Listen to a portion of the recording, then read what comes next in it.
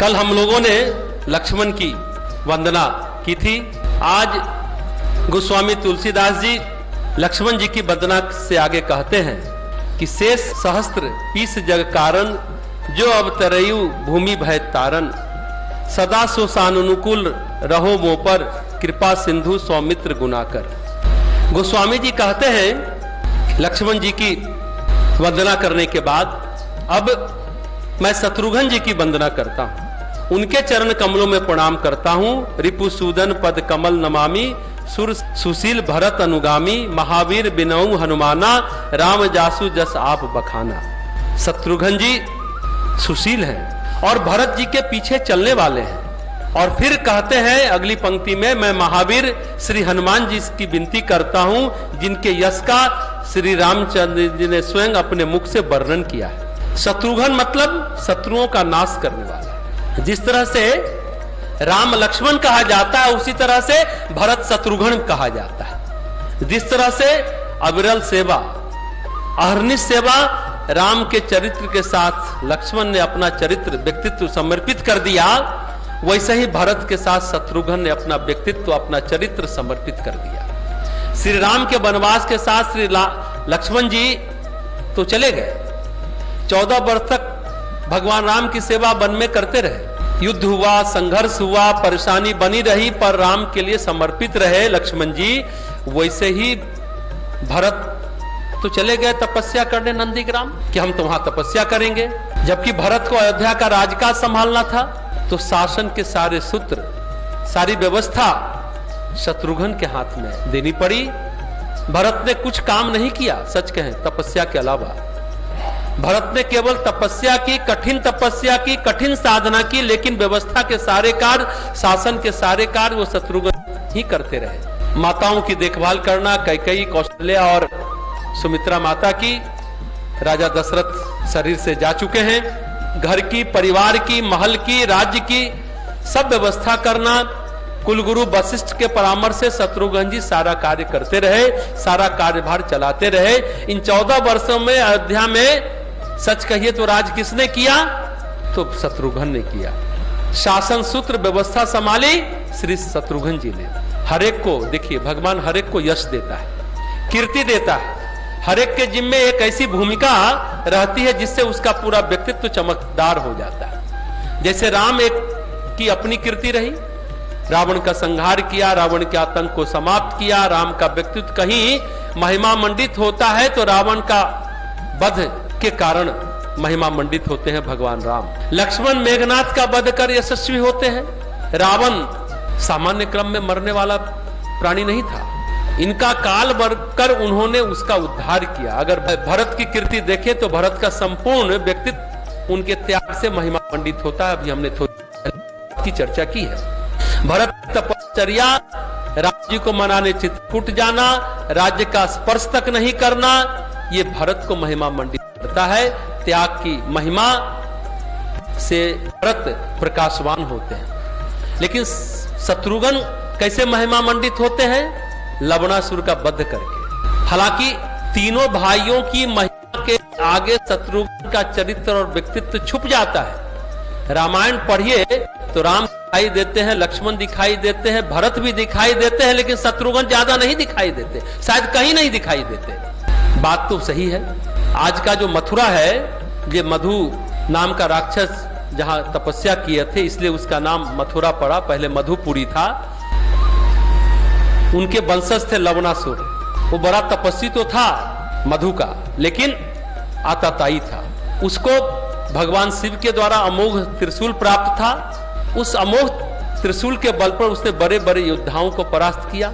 जब रावण का वध हो गया, एक असुर कुल में, असुर की दुनिया में पूरा खालीपन आ गया, एकाकीपन आ गया, सब कुछ शांत हो गया, तो लवणासुर सारे राक्षसों को एकत्रित कर संगठित करने लगा और फिर भयावह आतंक फैलाया। तो लवणासुर का वध करने के लिए भगवान श्री राम ने किसी और को नहीं, शत्रुघ्न जी को भेजा और शत्रुघ्न जी ने लवणासुर का वध किया और लवणासुर के वध के कारण शत्रुघ्न महिमा मंडित हुए।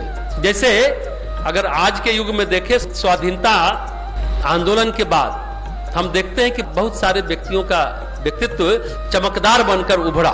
नेहरू जी हो, विनोबा जी उभरे, फिर सरकार में शामिल होने के बाद मौलाना आजाद, डॉक्टर राजेंद्र प्रसाद हो, सब उभर कर सामने आए। लेकिन आप देखेंगे जयप्रकाश नारायण उसके बाद, आजादी के बाद उभर कर सामने नहीं आए, जबकि जयप्रकाश नारायण का व्यक्तित्व बहुत तेजस्वी था।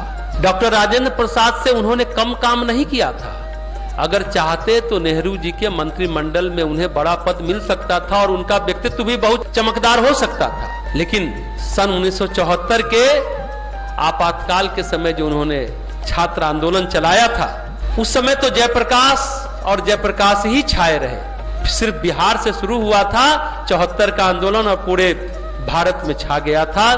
उसी तरह विनोबा भूदान यज्ञ में पूरे देश में छा गए। कहने का तात्पर्य यह है कि भगवान हर व्यक्ति के लिए कुछ न कुछ व्यवस्था रखता है। जैसे शत्रुघ्न के लिए व्यवस्था रखी थी लवणासुर का संहार, तो गोस्वामी जी कहते हैं शत्रुओं का दमन करने वाले, शत्रुओं का संहार करने वाले उस शत्रुघ्न मैं वंदना करता हूं। और जो अपने व्यक्तित्व को भरत जी की सेवा में अपने को समर्पित कर दिया, ऐसे शत्रुघ्न जी को मैं प्रणाम करता हूं। चौपाई की पंक्ति में हैं, उसी तरह हनुमान जी भी हैं। गोस्वामी जी कहते हैं कि मैं वंदना करता हूं महावीर की। महावीर जिसकी वंदना स्वयं राम खुद करते हैं, जिनकी बड़ाई भगवान राम खुद करते हैं। महावीर शब्द का आपने सुना है? महावीर शब्द क्या होता है?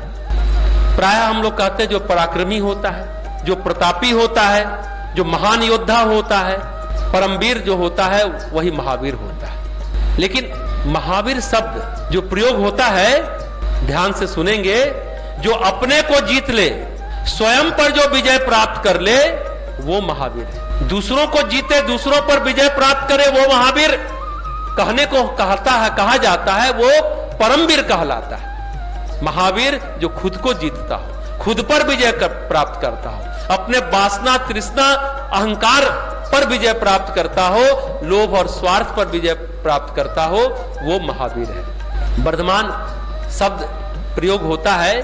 कुमार वर्धमान का आपने नाम सुना होगा, जैन धर्म के प्रणेता कुमार वर्धमान को भी महावीर कहा गया है। जैन धर्म के प्रणेता हैं, उन्होंने भी अपने आप को जीता था, खुद पर विजय प्राप्त की थी। जैनियों में एक शब्द है अरिहंत।